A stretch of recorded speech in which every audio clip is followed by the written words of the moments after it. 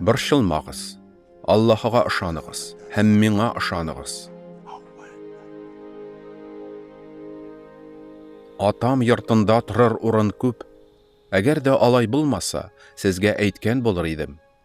Мин сезгә урын әзерләргә барам. Барып сезгә урын әзерләгәч, сезне үзем белән алып китәргә килермен. Шулай, мин булган урында сез дә булырсыз. Мин бара торган урынга сез юлны беләсез. Шул вакыт Тамас Гайсәгә: "Хакимем, кая баруыңны белмибез. Шулай булгач, анда бару юлын каян белик инде?" диде. Гайсә аңа: "Мин юл, хакыйкать һәм тормыш. Атам янына алып бара торган миннән башка юл юк.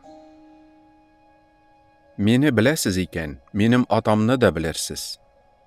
Шушы вакыттан башлап, сез аны беләсез һәм аны күрдегез", дип әйтте. "Хакимем, безгә атаны күрсәт, һәм без канәгать булырбыз", диде аңа Филипп. "Филипп, мин никадәр вакыт сезнең белән бергә булып та, син мине белмисеңме?" диде Гайсә. "Мине күргән кеше атаны да күргән була. Ничек инде син безгә атаны күрсәт дисең? Минем атада, атаның миндә икәнлегенә ышанмыйсыңмы? Сезгә сөйләгән сүзләрне мин үземнән сөйләмим, ә миндә булган атам үз эшләрен башкара.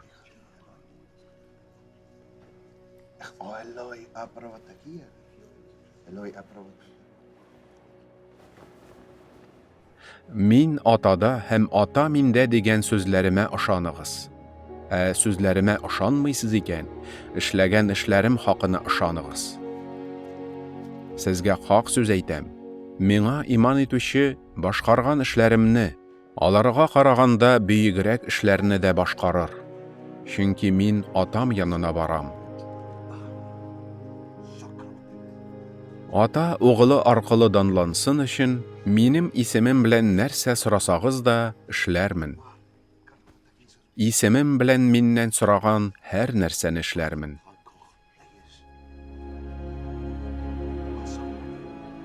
Мине яратсагыз, әмерләремне үтәрсез. Мин атадан сорармын, һәм ул сезгә бүтән яклаучы юатучы бирәчәк. Ул сезнең белән мәңге булыр. Ул яклаучы юатучы хакыйкать рухы. Дөнья аны күрмәгәнгә һәм белмәгәнгә кабул итә алмый, ә сез аны беләсез, чөнки ул сезнең белән калачак һәм сездә булачак. Сезне ятим калдырмам, яныгызга килермен. Бераздан дөнья мине күрмәс, ә сез күрерсез. Мин яшәгәнгә сез дә яшәрсез. Мин атамда, сез миндә һәм мин сездә икәнемне шул көнне белерсез. Әмерләремне кабул итеп, аларны үтәүче кеше мине ярата. Мине яраткан кешене атам яратыр, мин дә яратырмын һәм аңа үземне күрсәтермен.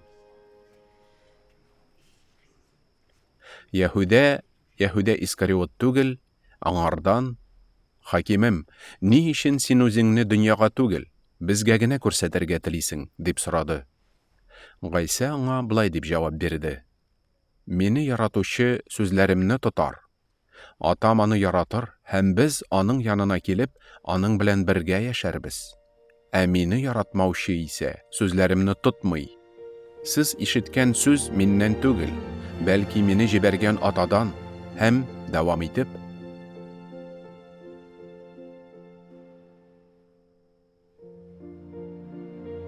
"Сезнең белән бергә булганда ук буларны сезгә әйттем.